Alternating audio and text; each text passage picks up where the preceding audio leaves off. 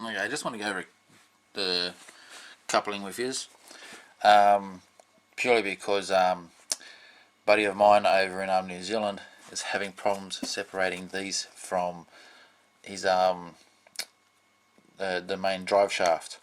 What happens is these guys here, the longer end, goes into the tail shaft. It goes into the front drive shaft.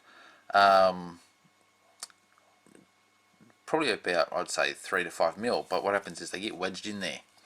So when you unbolt it, these are really hard to get off. And you can get if you get a screwdriver in there and you try and wedge it, what happens is they just flex, kind of like you can see that.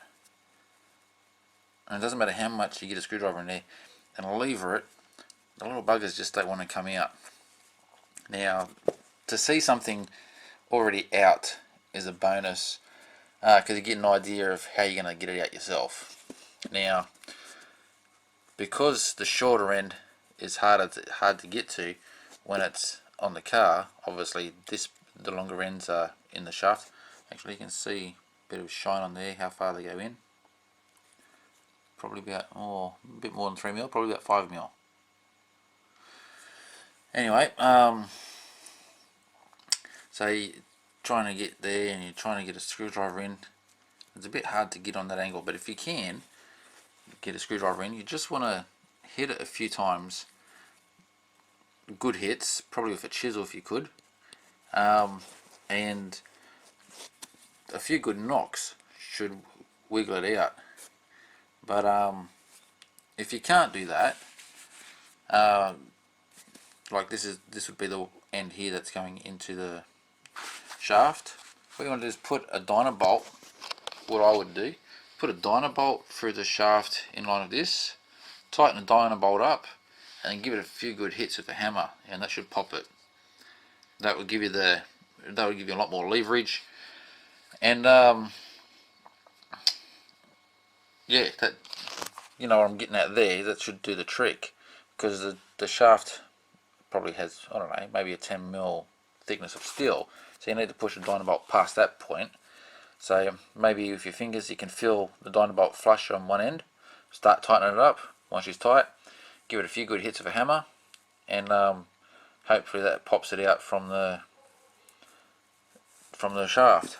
Now if you do that and it doesn't work, I don't really know. I think that pretty much should work. But if you've got tools like say what's it called now,